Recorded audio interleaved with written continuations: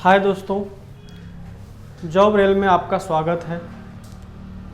आज हम आप लोग का 25 क्वेश्चंस का जीके का एक सेट लेकर के आए हैं और वो कंटिन्यू आपका रहेगा। कंटिन्यू आपको 7 PM में अपलोड किया जाएगा और आप इसको कंटिन्यू कर सकते हैं। ये कोई भी जॉब के लिए, वो एसएससी का हो या रेलवे का हो या अदर डिफेंस का हो, कोई भी एग्ज़ाम के लिए बहुत इम्पोर्टेंट्स होगा। और हम वही क्वेश्चंस का कलेक्शन करके लाए हैं जो अभी बार बार आपके एग्जाम में पूछे जा रहे हैं। तो कंटिन्यू करते हैं। आज का 25 क्वेश्चंस का एक सेट है जो प्रतिदिन होगा और इसके साथ साथ हम आप लोगों को मैथ का एक सीरियल ढंग से स्टार्ट करेंगे, नंबर सिस्टम से स्टार्ट करेंगे और उसमें भी 15 क्वेश्चंस का एक सेट तैयार करते हुए और थोड़ा डिटेल में पढ़ाते हुए उसको कंटिन्यू करेंगे। तो आज आप लोग के सामने जॉब रेल लेकर के आया है जनरल नॉलेज। इसका 25 क्वेश्चंस का एक सेट है और उसमें सबसे पहला क्वेश्चन है, प्रकाश की चाल का नक्शा सबसे पहले किसने किया था? तो जिनको आंसर पता होगा वो कमेंट करके बताएंगे कि प्रकाश की चाल का नक्शा सबसे पहले किसने किया था। तो ऑप्शन में दिया हुआ आइंस्टीन, न्यूटन, रोमर और गैलीलियो ने। तो इसका आंसर होगा हमारे प्रिय दोस्तों, इसका आंसर होगा रोमर। क्या होगा आंसर? रोमर। हालांकि आप लोग को पता होगा कि प्रकाश की चाल, निर्वात में प्रकाश की जो चाल होती है वो 3 गुना 10⁻8 मीटर सेकेंड होता है। निर्वात में प्रकाश की चाल 3 गुना 10⁻8 मीटर सेकेंड होता है। अगर यही बात करें कि जल में प्रकाश की चाल कितना होता है तो 2.25 इंटू 10⁸ मीटर पर सेकेंड होता है। ये बहुत ही अच्छा क्वेश्चन है बाबू, बार बार एग्जाम में पूछा जाता है कि निर्वात में प्रकाश की चाल 3 गुना 10⁸ मीटर पर सेकेंड होता है। वही जल में, किसमें? जल में प्रकाश की चाल 2.25 इंटू 10⁸ मीटर पर सेकेंड होता है। बढ़ते हैं नेक्स्ट क्वेश्चन नंबर 2 की ओर।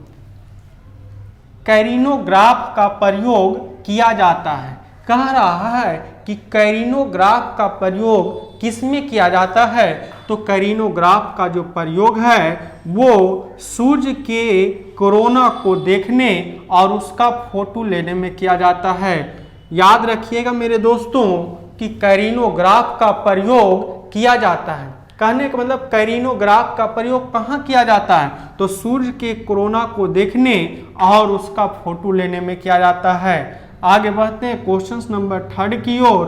दिया हुआ है, राष्ट्रीय ध्वज का सफेद रंग किसका प्रतीक होता है? आप लोग को पता होगा मेरे दोस्तों कि झंडे में 3 रंग होते हैं। ऊपर में केसरिया रंग होता है और जिसका प्रतीक होता है शौर्य का प्रतीक होता है। किसका प्रतीक होता है बाबू? शौर्य का प्रतीक होता है। और बीच में हरा सफेद रंग होता है जिसका प्रतीक होता है सत्य और पवित्रता का प्रतीक होता है। यानी इसका आंसर हो जाएगा ए। और हरे रंग का जो प्रतीक होता है वो जीवन में समृद्धि या सफलता का प्रतीक होता है।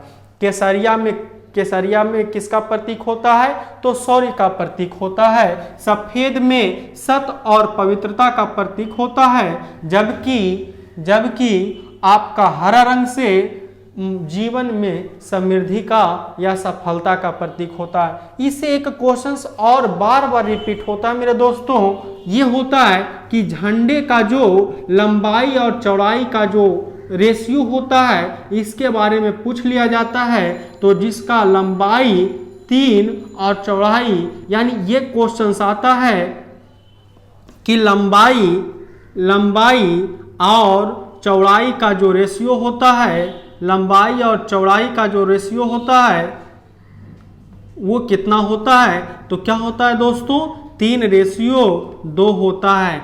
यानी झंडे में लंबाई और चौड़ाई का जो रेशियो होता है वो 3:2 होता है। बढ़ते हैं क्वेश्चन नंबर 4 की ओर। दिया हुआ है किसकी स्थापना के कारण या किसकी स्थापना के कारण शरीर के अंदर किसकी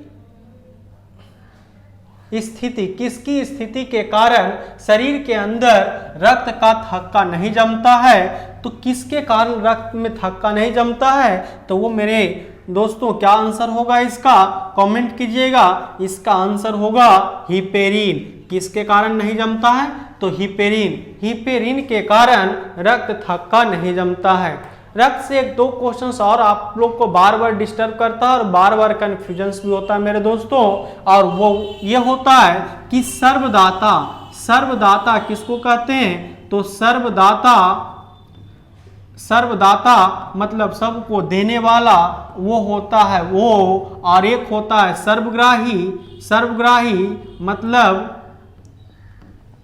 सर्वग्राही मतलब सबसे लेने वाला, और वो होता है क्या, AB। वो क्या होता है, AB होता है। यानी सर्वदाता O और सर्वग्राही AB, रक्त का थक्का नहीं जमना याद रखिएगा क्या होता है, हिपेरिन होता है। बढ़ते हैं नेक्स्ट क्वेश्चन नंबर 6 की ओर, और दिया हुआ है चंद्रमा पर पहुंचने वाला प्रथम मनुष्य सहित यान था, तो वो कौन था, तो चंद्रमा पर पहुंचने वाला प्रथम मनुष्य सहित यान था, और वो क्या था, अपोलो 11। यानी क्या था वो, अपोलो 11 था। यानी चंद्रमा पर पहुंचने वाला प्रथम मनुष्य सहित यान क्या था, वो क्या था, अपोलो 11। नेक्स्ट क्वेश्चन नंबर 7 की ओर बढ़ते हैं, और 7 में दिया हुआ है कि अटलांटिक महाद्वीप के किस भाग में भारत का स्थायी केंद्र स्थित है, तो अटलांटिक महाद्वीप के किस भाग में भारत का स्थायी केंद्र स्थित है। ऑप्शन नंबर ए में दिया हुआ मैरी वेल्स, बी में क्वीन मैरीलैंड होगा, यहाँ क्वीन लिखाएगा, क्वीन मैरीलैंड, और कोटसलैंड या टेवारीलैंड। तो आपका आंसर होगा मेरे दोस्तों क्वीन मैरीलैंड। क्या आंसर होगा, क्वीन मैरीलैंड। ये सब जो क्वेश्चन है बाबू आपके एग्जाम में बार बार रिपीट होते हैं और आप लोग को देखने को भी मिलता होगा, जो एग्जाम देते होंगे उनको पता भी चलता होगा।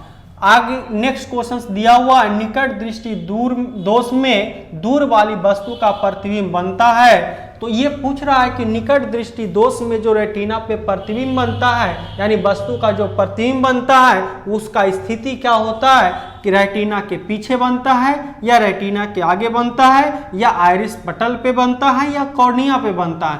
तो मेरे दोस्तों इसका आंसर होगा रेटिना के आगे बनता है। निकट दृष्टि दोष में दूर वाली वस्तु का प्रतिबिंब कहाँ बनता है, तो रेटिना के आगे बनता है। इसमें 2-3 क्वेश्चंस याद रखने वाली और है कि निकट दृष्टि दोष को मायोपिया, निकट दृष्टि दोष को क्या कहा जाता है, मायोपिया कहा जाता है। निकट दृष्टि दोष को क्या कहा जाता है मेरे दोस्तों, मायोपिया कहा जाता है, मायोपिया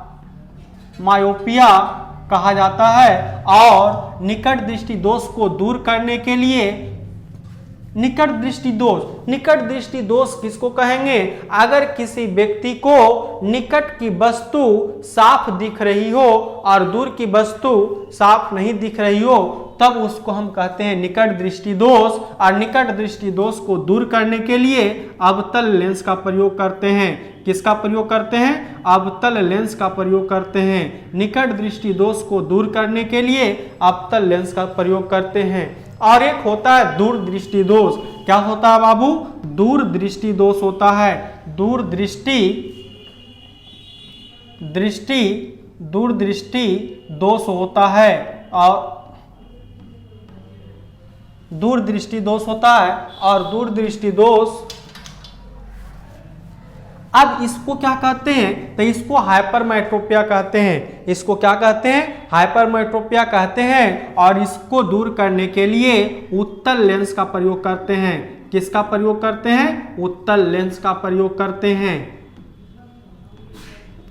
और एक आपके एग्जाम में बार बार रिपीट होता है अबिंदुकता और अबिंदुकता को दूर करने के लिए बेलनाकार लेंस का प्रयोग करते हैं। आगे बढ़ते हैं क्वेश्चन नंबर 9 की तरफ, और 9 में दिया हुआ है कि किसी वस्तु का भार अधिकतम होता है। किसी वस्तु का भार कहाँ अधिकतम होता है? निर्वात में, जल में, हवा में या हाइड्रोजन में। किसी वस्तु का भार अधिकतम होता है तो किसी वस्तु का जो भार है वो निर्वात में अधिकतम होता है, और किसी वस्तु का चाल भी कहाँ अधिकतम होता है? तो कहाँ होता है? निर्वात में। किसी वस्तु का भार अधिकतम होता है निर्वात में, और किसी वस्तु का चाल अधिकतम होता है निर्वात में। अब आप लोग बताइएगा बाबू कि ध्वनि का चाल सर्वाधिक होता है किसमें? ठोस, द्रव और गैस, किसमें? तो ये आप कमेंट करके बताइएगा कि ध्वनि का चाल अधिकतम किसमें होता है। पृथ्वी के भौगोलिक अक्ष और चुंबकीय अक्ष के बीच लगभग कोण बनाता है। यानी कह रहा है कि पृथ्वी के भौगोलिक अक्ष और चुंबकीय अक्ष के बीच कितने डिग्री का कोण बनता है? तो ये 18 डिग्री का कोण बनता है। कितने डिग्री का कोण बनता है? 18 डिग्री का कोण बनता है।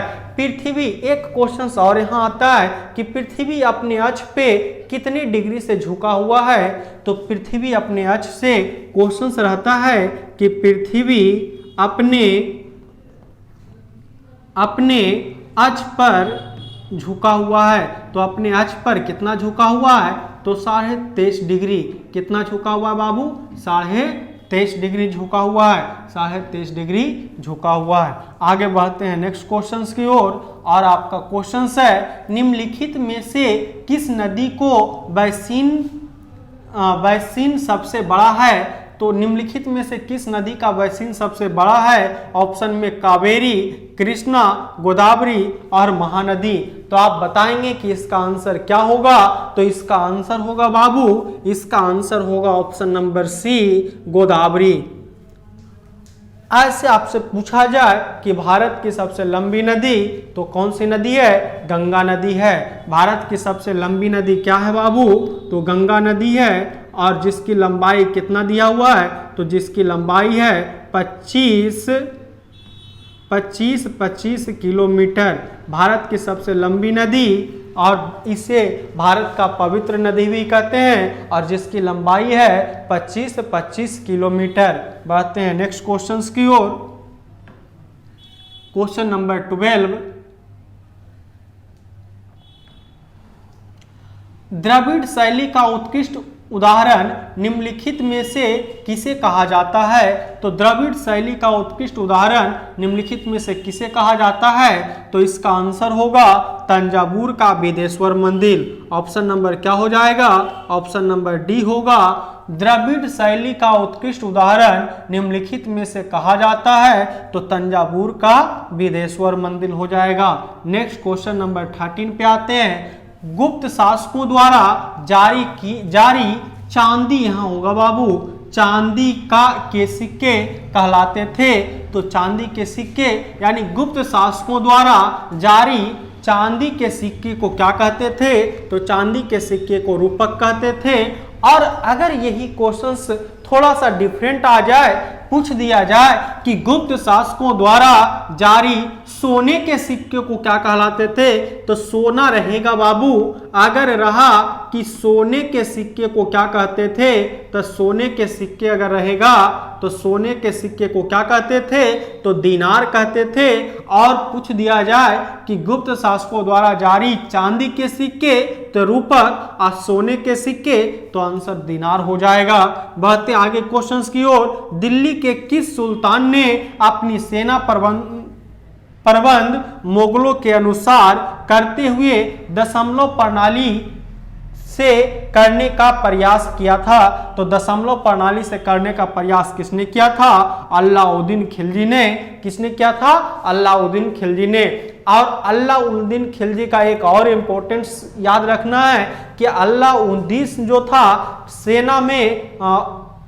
जो वेतन होता है, क्या होता है वेतन, वो एक वेतन देने का प्रावधान जारी किया था, और प्लस में अस्थाई सेना रखने की भी प्रथा इसी ने चलाया था। तो ये भी आंसर क्या होगा?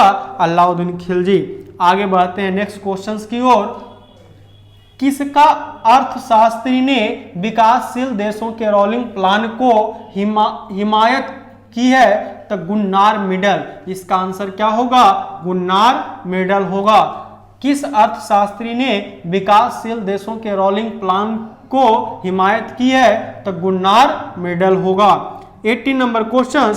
शिवाजी के 8 मंत्री की परिषद को प्रधान कहा जाता था, जिसका प्रधान होता था। कह रहा कि शिवाजी के 8 मंत्री की परिषद को प्रधान कहा जाता था, और जिसका प्रधान कौन होते थे? तो जिसका प्रधान होते थे पेशवा। क्या होते थे? पेशवा। उसका प्रधान कौन होते थे बाबू? तो पेशवा होते थे। बढ़ते हैं नेक्स्ट क्वेश्चंस की ओर। कैपिटल मार्केट का अर्थ होता है, कह रहा है कि कैपिटल मार्केट का अर्थ क्या होता है? ऑप्शन नंबर ए में दिया हुआ है प्रतिभूति बाजार, म्यूचुअल फंड और मुद्रा बाजार और उपयुक्त सभी। तो कैपिटल मार्केट का जो अर्थ होता है ये सारा आपका क्या है? सही है। प्रतिभूति बाजार भी होता है, मुद्रा बाजार भी होता है और म्यूचुअल फंड भी होता है। यानी आपका आंसर क्या हो जाएगा? ऑप्शन नंबर डी हो जाएगा। दिया हुआ कार्बोहाइड्रेट निम्नलिखित में से किसमें नहीं पाया जाता है? तो कार्बोहाइड्रेट पनीर में पाया जाता है, मछली में पाया जाता है, मक्खन में पाया जाता है। कार्बोहाइड्रेट किस में नहीं पाया जाता है? तो पालक में नहीं पाया जाता है। पालक में क्या पाया जाता है? आप लोग कमेंट करके बताएंगे कि पालक में क्या पाया जाता है। तो बाबू पालक में क्या पाया जाता है? तो पालक में आयरन पाया जाता है। पालक में आयरन की मात्रा ज्यादा होता है। बताइए कि विटामिन सी किसमें पाया जाता है? तो विटामिन सी किसमें पाया जाता है? तो खट्टे पदार्थ जैसे नींबू और संतरा में पाया जाता है। उसी प्रकार विटामिन ए किसमें पाया जाता है? तो गाजर और मूली में पाया जाता है। एक क्वेश्चन आप लोग और बताइएगा कि मछली का जो लीवर होता है उसमें क्या पाया जाता है? ये कमेंट करके आप लोग बताएंगे कि मछली के लीवर में क्या पाया जाता है। आगे बढ़ते हैं नेक्स्ट क्वेश्चन नंबर 21। संयुक्त राष्ट्र संघ के 5 महाशक्ति निषेधाकार का उपयोग किसमें करती है? तो इसका आंसर होगा सुरक्षा परिषद। क्या होगा आंसर? इसका आंसर होगा सुरक्षा परिषद होगा। संयुक्त राष्ट्र संघ में 5 महाशक्तियां निषेधाकार का उपयोग किसमें करती है? तो सुरक्षा परिषद में करती है। नेक्स्ट क्वेश्चन है डेटा प्रोसेसिंग का अर्थ क्या होता है? तो डेटा प्रोसेसिंग का अर्थ क्या होता है? तो इसका अर्थ होता है वाणिज्य उपयोग के लिए जानकारी तैयार करना। यानी option number C. Data processing का अर्थ क्या होता है? वाणिज्य उपयोग के लिए जानकारी तैयार करना। बढ़ते हैं नेक्स्ट क्वेश्चंस की ओर। कह रहा है स्वर्ण मंदिर बनाने के लिए भूमि किसने उपलब्ध करवाया था? तो बाबू स्वर्ण मंदिर बनाने के लिए भूमि किसने प्रबंध किया था? तो इसका आंसर होगा अकबर। अकबर ने स्वर्ण मंदिर बनाने के लिए अकबर ने 500 बीघा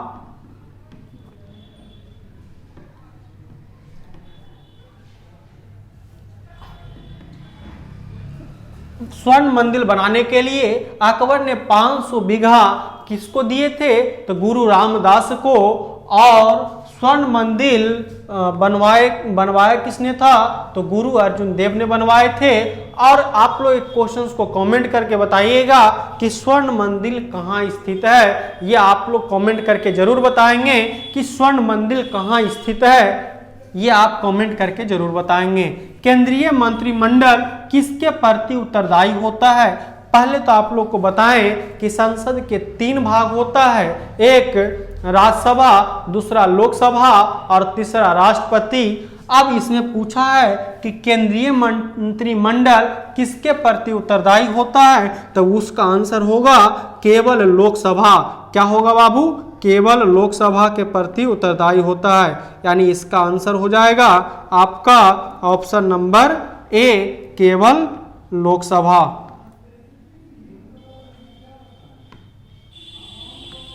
इसका आंसर होगा केवल लोकसभा। बढ़ते हैं नेक्स्ट क्वेश्चंस की ओर। खेल खो खो में कितने क्रॉस लेंस होता है? पूछा गया है कि खेल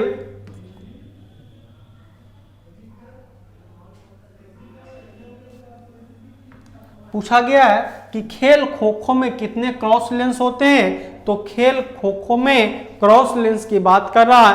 आपको कंफ्यूजन के लिए ऐसा पूछा है, खेल खो खो में कितने क्रॉस लेंस होते हैं, तब आपका आंसर क्या मारना है, 8। अगर पूछ दिया जाए कि खेल खो खो में कितने खिलाड़ी होते हैं, कि क्या पूछ ले कि खिलाड़ी कितने होते हैं, तो पूछ लिया जाए कि आपके खो खो खेल में खिलाड़ी की संख्या कितना होता है, तो खिलाड़ी की संख्या क्या होता है, वो 9 होता है।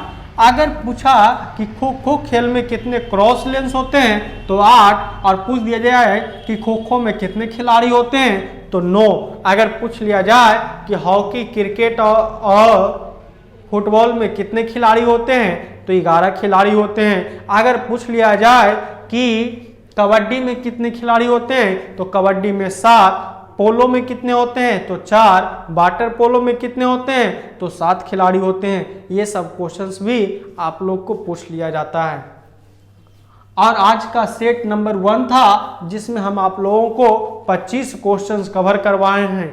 और आप लोग से एक ही विनती है कि एक नया ये चैनल स्टार्ट किया हूँ, अगर आप लोगों को ये चैनल अच्छा लगे कि नहीं मेरे लायक का है, क्योंकि हम देखिए बाबू इसको रेगुलर स्टार्ट करने वाले हैं, और जो ही बच्चे एसएससी, रेलवे या कोई अदर डिफेंस एग्जाम का प्रिपरेशन करते हैं, तो उनके लिए बहुत ही महत्वपूर्ण होगा, क्योंकि हम इसमें वही सिलेक्टेड क्वेश्चंस लेके आएंगे जो आपके लिए इम्पोर्टेंट होगा। और दूसरी बात, हम इसमें इस चैनल में मैथ और आपका जीके जीएस का भी डीपली में पढ़ाने का कोशिश करेंगे, और वो अलग अलग टीचर्स के द्वारा होगा। और मैथ का आपका सीरियल ढंग से और स्टार्टिंग से स्टार्ट करेंगे, और वही टॉपिक हम लेकर के चलेंगे जो आपके एग्जाम के लिए महत्वपूर्ण हो और आपको पक्का समझ में आएगा। ऐसा बात कि नहीं समझ में आएगा, हम लोग उसको बहुत अच्छे से करेंगे, है ना। और आप लोग को अगर ये अच्छा लगा हो तो मेरे चैनल को लाइक, सब्सक्राइब जरूर करें। और मेरा एक और उद्देश्य, अगर आपको अच्छा लगता है तो मैं बहुत ज़्यादा मेहनत करने के लिए नहीं कहता हूँ, बस आप अपने 3 दोस्तों को बताइए इस चैनल के बारे में, आप अपने 3 दोस्तों को बताइए, बाकी आप अपना इस पे क्लास करते रहिए। अब आप इस वीडियो को एंड करते हैं। जय हिंद, जय भारत।